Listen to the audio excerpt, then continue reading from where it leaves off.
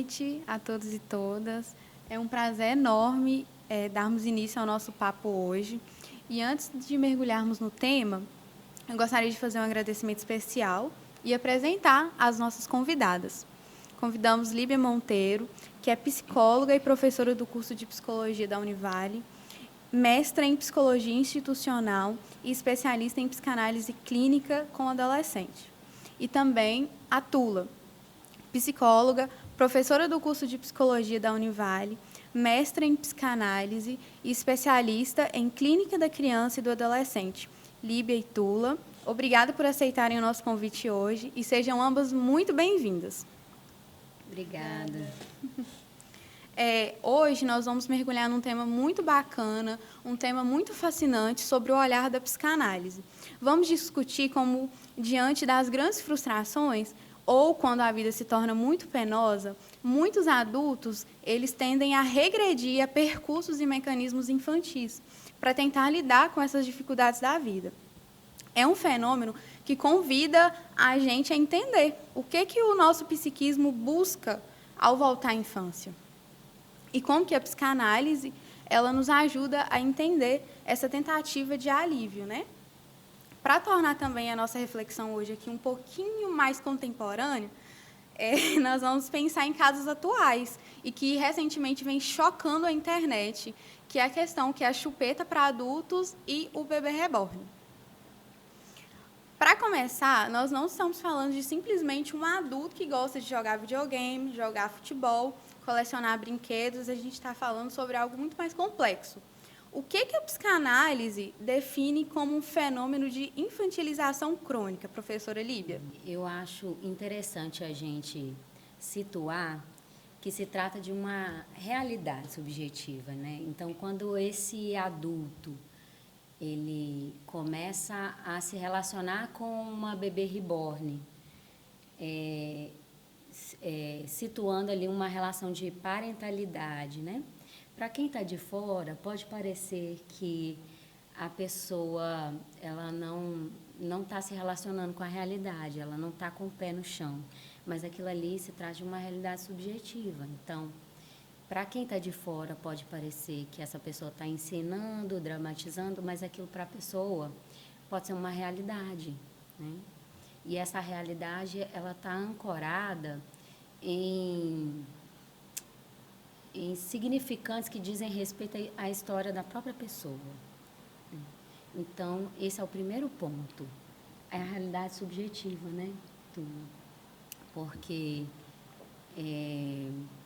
há um intento das pessoas de já psicopatologizar essas manifestações subjetivas, né? Então, essas discussões na internet, a gente vê muito essa tentativa das pessoas, dos profissionais, de situar essas pessoas que têm um comportamento que é identificado como inadequado, como uma patologia. E para nós, não se trata simplesmente de uma patologia, e sim de uma realidade subjetiva, que obviamente precisa ser olhada, precisa ser interpretada, compreendida, mas não necessariamente ser encaixada ali dentro de um padrão da psicopatologia. O que você acha, Túlio? Então, na jornada de 2014 da Escola Brasileira de Psicanálise Seção Minas, a discussão não foi essa, né? Não foi a questão de adultização ou infantilismo, mas uma questão da era do direito ao gozo. Né? O que é o gozo? Se eu tenho uma coisa, se eu vou casar com um homem, eu estou abrindo mão de todos os outros homens. Então, eu vou estar sempre perdendo algo a partir do momento que eu elejo uma coisa. E sempre foi assim. Antigamente era mais, né? As mulheres casavam virgens, tinha uma questão aí da pureza. Então, para eu ter uma mulher pura, eu tinha que fazer isso, eu tinha que abrir mão de algumas coisas. Para eu ser uma mulher que chega virgem ao casamento, eu tinha que abrir mão de um monte de desejos, vontades que eu tinha. Só que chegou um momento em que a sociedade falou, um certo ponto da cultura, que eles não estavam mais dispostos a abrir mão. abrir mão do gozo. Existe o desejo na contemporaneidade de um gozo completo, de poder tudo, do tudo poder, de não ter uma barra, de não ter um limite. As redes sociais apontam muito para isso hoje.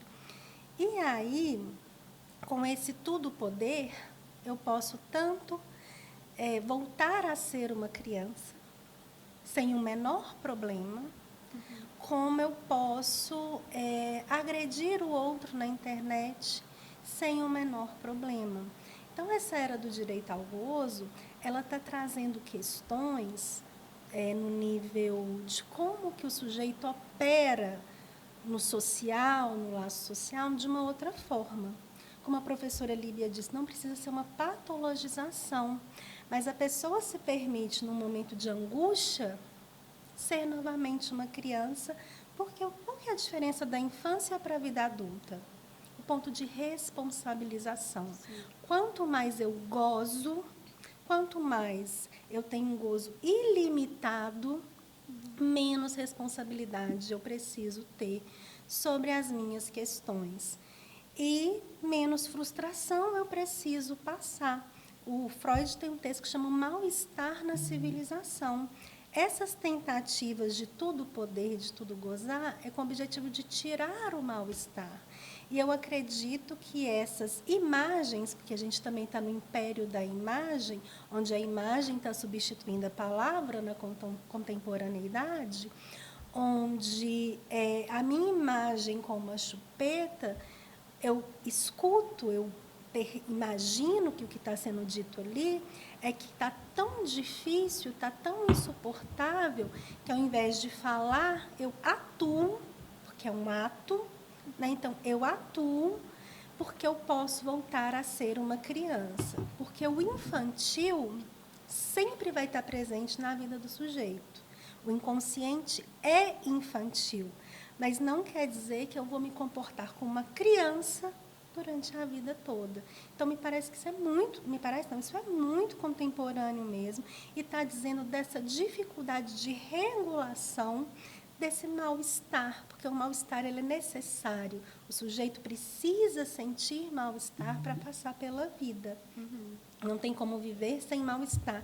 E a tentativa da retirada desse mal-estar está trazendo esses fenômenos que não precisam ser patológicos, mas são da contemporaneidade. Uma outra forma de lidar com a responsabilidade e com a frustração.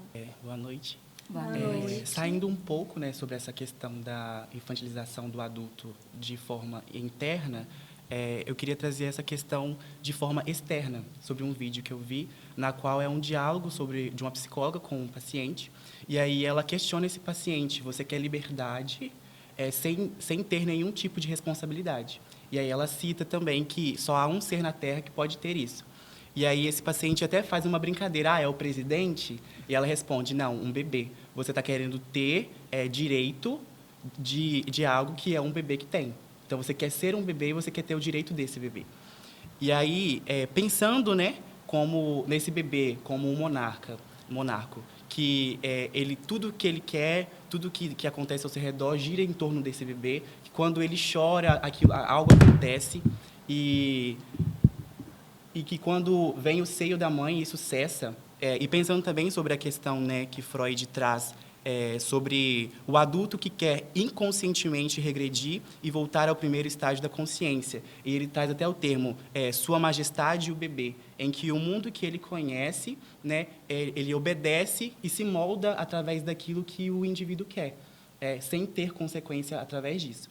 E a minha pergunta na prática, como essa busca inconsciente pelo poder do bebê se manifesta hoje em dia, seja no nosso consumo, nas nossas relações interpessoais ou na nossa recusa em lidar com responsabilidades adultas.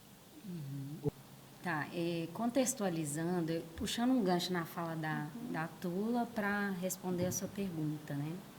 Eu gosto de situar o momento que a gente está vivendo. Né? O momento que o Freud vivia e teorizava era um, e hoje o momento que a gente vive é outro. Né? Mas o momento que ele viveu inaugura uma conjuntura sociopolítica, por assim dizer, que é uma condição de possibilidade para modos de vida como os que a gente tem hoje, né? Então, a gente vive numa sociedade que é uma sociedade de consumo, que isso se inaugura lá no período industrial, né? E existe um imperativo de gozo, que é o que a Tula estava explicando, né? Que é goze, a todo custo, não importa como, a gente não tem tempo. É uma sociedade que a gente não tem tempo para sofrer, né? Então, busca-se modos de solapar esse sofrimento, tamponar esse sofrimento, para que... E é um engodo, né? Essa possibilidade de tampar, né? Nessa tentativa de tampar, só aparecem novas modalidades de sofrimento, né? Porque isso não é possível. Retornar a esse estado primitivo, imaginário de plenitude é impossível. Só na primeira mamada. Só. Nem o bebê tem, é a primeira mamada. Né? Então, puxando esse gancho, né, na discussão que a Tula trouxe, da sociedade contemporânea, a gente consegue subsídio para responder a sua pergunta, né? É um mal-estar, aí entra o mal-estar da civilização, que tem a ver com essa marca urinária, esse traço urinário, né? Que daqui a pouco vai ser sucedido pela castração, que vai instaurar a realidade do sujeito, né? E aí faz parte da condição humana, a gente vai ser furado, a gente vai lidar com angústia, os nossos recursos sempre vão estar aquém do que a realidade exige da gente. E isso é o que causa o sofrimento, mas é um sofrimento próprio da existência. Eu acho até muito existencial, né, a fala da psicóloga aí com o seu paciente, né? Mas esse bebê que habita em nós, ele vai buscar incessantemente formas de retornar aí a esse estado primitivo de satisfação, só que ele não é possível. E é isso que movimenta o comportamento humano. É justamente porque não é possível que a gente vai buscar sempre mais e mais formas de lidar com esse gap que tem entre as nossas necessidades e aquilo que a realidade impõe, né? Senão, meu amigo, seria análogo à morte, se a gente ficasse nessa condição eterna aí do bebê, né? Da Sua Majestade o bebê. O Mona. Isso. Lívia, pegando o seu gancho sobre a questão da sobre a questão patológica, até que ponto é um fenômeno patológico e até que ponto são apenas manifestações culturais da sociedade, enfim, atual, assim, contemporânea?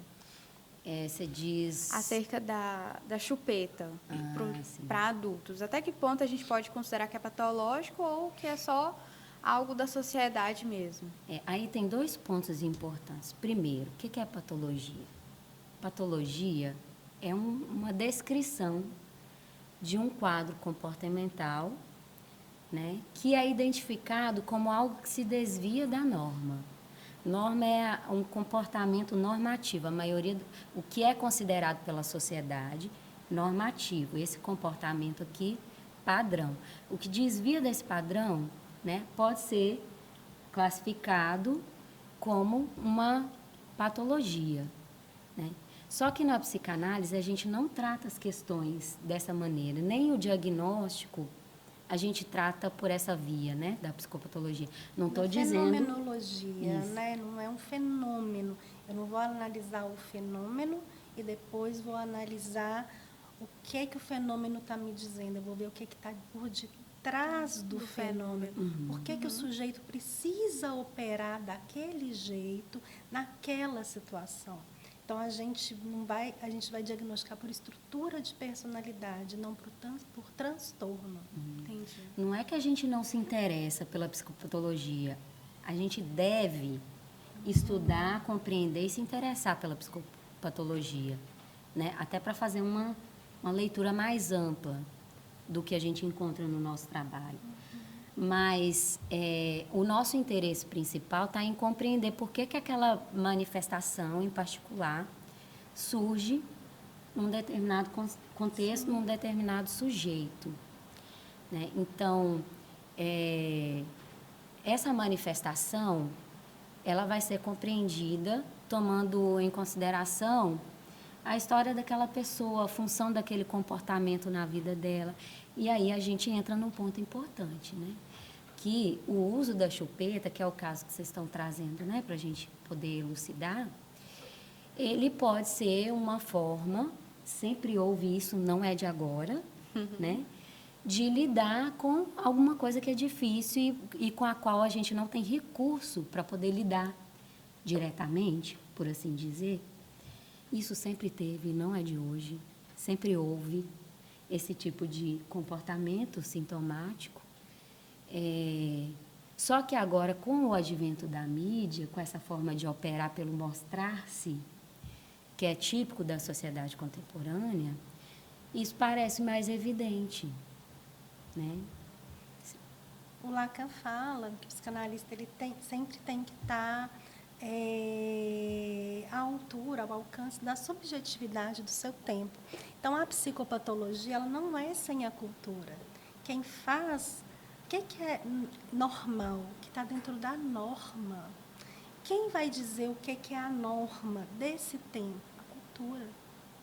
Então, por isso que o psicanalista tem que estar atento à subjetividade do seu tempo, para ele conseguir compreender e ouvir. Então, quando você faz a pergunta, você separa psicopatologia e cultura, os dois estão juntos. Eles não andam separados, né? Então, por isso que a gente tem que estar atento à subjetividade de cada tempo, como a Líbia disse. O tempo do Freud era um, nosso tempo é outro.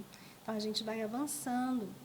O Lacan fala que o envelope formal do sintoma, ele muda.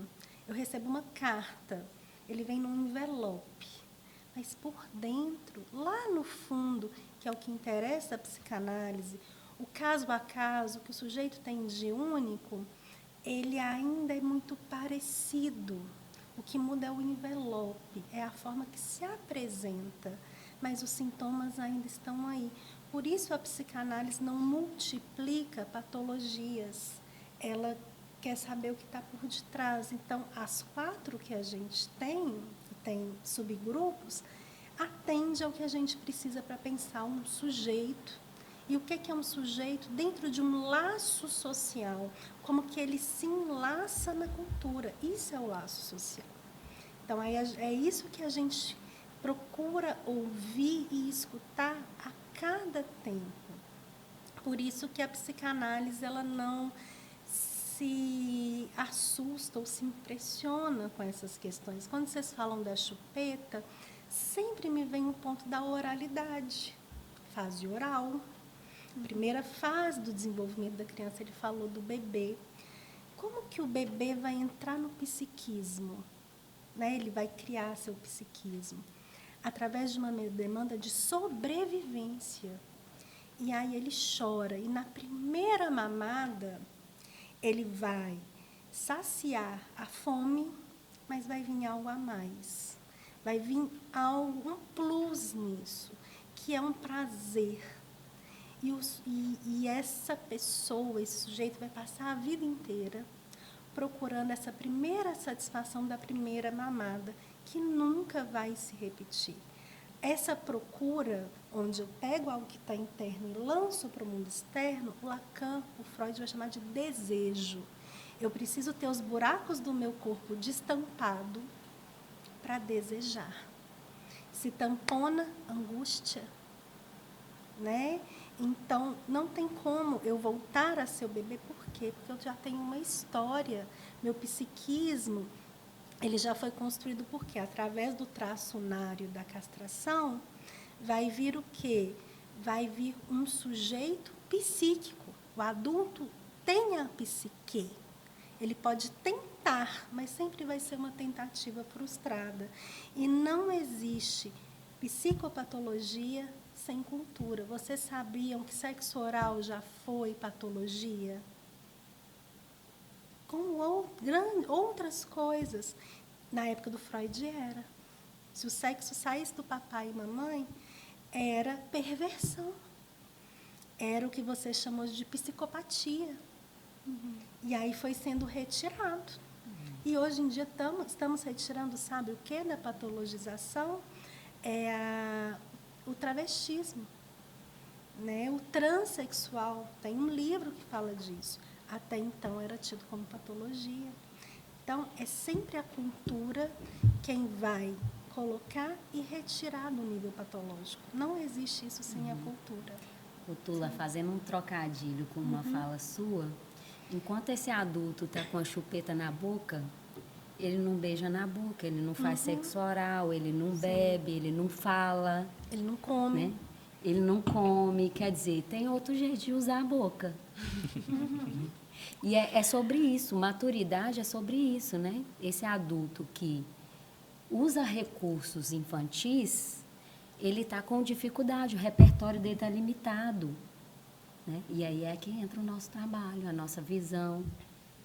E a gente vê uma repulsão sexual, apesar que não tem nada mais sexual do que a oralidade. Quando entra, a Líbia fala essa questão de maturidade, eu acho que o tema que a gente trouxe aqui hoje é um tema que abrange muitas situações.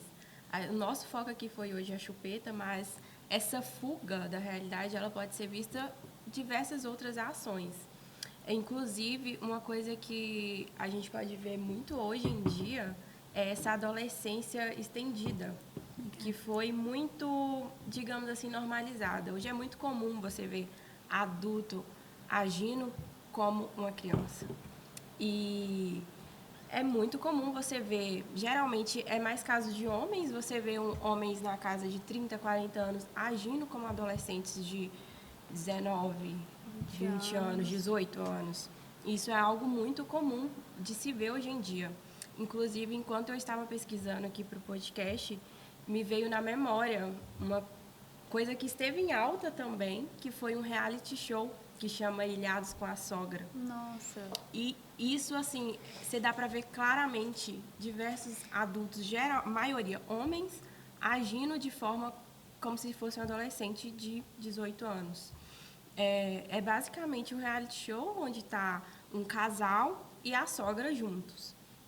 E lá você vê essa situação de que a mãe, ela basicamente interfere no relacionamento. Ela tem esse medo de perder o filho para a esposa dele. E isso é algo que você vê o homem, tipo, geralmente não se impondo, ele aceitando. Porque é algo que já foi normalizado. Ele já está acostumado ali a ser o filhinho da mamãe. Então, você vê, assim, as sogras, assim, detonando as noras e eles nem aí, tranquilo. Porque... E, digamos, olhando, assim, por esse ângulo, a gente pode levar em consideração que esse jeito infantilizado que, às vezes, está na nossa cultura, que geralmente continuam agindo, continuam morando com a mãe, continuam sendo cuidados pela mãe, isso seria algo da criação e que explicaria o fato do adulto ser infantilizado, tipo, a criação que ele teve, isso influenciaria, assim, digamos, essa infantilização? A criação seria Então, a sogra mandar na nora sempre existiu. Sim. Sempre. Muitas vezes até o casal ia morar. Só que a nora tinha que abaixar a cabeça, porque existia uma questão de hierarquia muito bem definida. Hoje em dia, isso está virando assunto de um reality show, né? Como que as coisas mudam. Antes, isso era uma regra, e essa regra, porque todo mundo gozava parcialmente, não era contestada. Né? Hoje essa regra é contestada porque as pessoas acreditam que podem dizer, podem gozar, mas você está dizendo disso, tem a ver com a relação da mãe com o filho, claro, e com a cultura. Antes, as pessoas entendiam que aos 18 anos os filhos tinham que ter um rumo na vida. Né? Então, se casava, se constituía uma família. 18 anos realmente era um marco do fim da puberdade e do fim da adolescência. São coisas diferentes. Puberdade está no nível orgânico, hormonal. A adolescência é a forma de eu me comportar no laço social, já no nível da sexualidade genital, de procurar um parceiro, né? E aí, hoje, qual que é a cultura? Vocês estão aqui, vocês são universitários. Primeiro eu vou estudar, depois eu vou fazer uma formação superior, para quando eu tiver condição financeira, uma casa, um carro, aí cada um vai dizer casar e pensar em constituir uma família, né? E aí a cultura vai mudar essa realidade. Se eu sair aos 18, eu vou sair aos 25, 26, ou eu tenho o direito de permanecer na casa dos meus pais.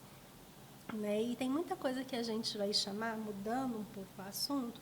Então, não significa que eu more com meus pais, eu sou um adultecente. Se eu me responsabilizo pelos meus atos, pelo que eu faço, pelo que eu escolho, né? Pelo outro que eu elejo para ser meu parceiro, eu posso morar com minha mãe até eu casar e eu sou um adulto. Né? A grande questão é que existem, aí você está dizendo de morar com a sogra mandar, relações que a gente vai chamar de parceiro-sintoma. Eu elejo um parceiro para ser minha mãe, mas minha mãe também tem que vir junto.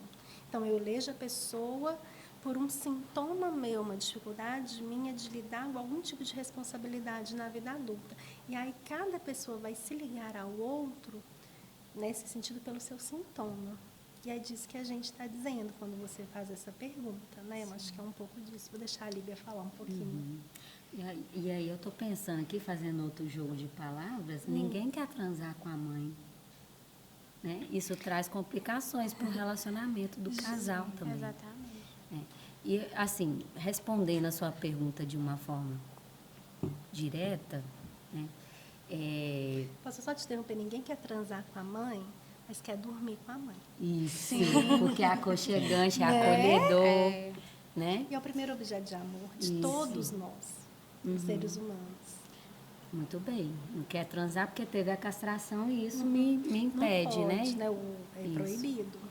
Mas, sim, o decurso da vida afetiva / libidinal da criança com a mãe, ela vai ter impacto profundo sobre a formação da personalidade desse sujeito, né? Eu acho que a sua pergunta tem um pouco disso também. Como que eu me construí enquanto pessoa nessa relação com o outro materno, pode interferir em todas as minhas relações, né? Porque eu organizei uma forma de me posicionar e de me direcionar em relação ao outro. Então, isso vai impactar as relações do adulto, né? A forma como ele se relaciona com os seus outros parentais. A forma que ele se endereça ao outro, né? Sim. Nosso tempo está acabando aqui, já estamos levando puxadas de orelha. Bom, né? A gente quer continuar. Foi um assunto muita muito coisa pra bom. falar. Tem muita coisa ainda mais Eu para queria falar. fazer outras perguntas também, mas infelizmente A acabou. gente faz outro podcast depois. Parte 2. Eu apoio, hein? Eu acho que deveria ter um podcast só da psicanálise. Apoio. Eu acho. Bem apoio. Duração de 2 horas. A gente queria agradecer vocês por terem topado e trazer o conhecimento de vocês. Eu acredito que esse assunto é um assunto que é muito significativo e tem muita discussão ainda pela frente, como a gente falou aqui. Sim. E se der, a gente puder fazer mais uma vez, assim, eu estou à disposição. Total acordo. A gente queria dar uma lembrancinha para vocês. Vocês lembrarem de hoje. Pode trazer aqui, meninas. Eu agradeço imensamente o convite de estar dando um lugar, espaço e voz para a psicanálise. Para mim, para a gente, isso é muito importante. Para a gente também. Obrigada, gente. A gente, como aluno, foi muito bom. Assim, interessantíssimo. Ficaria horas aqui. Eu também. Obrigada. Pode trazer. Gracinha. Obrigada, Jandé. Teve um... Não deu tempo de colocar. Esse é da cor. Teve um pequeno contratempo, mas era para estar dentro da caixinha também. Lindo! Amei. Toda vez vez que Ai, vocês verem, gente, vocês vão lembrar da aquela gente.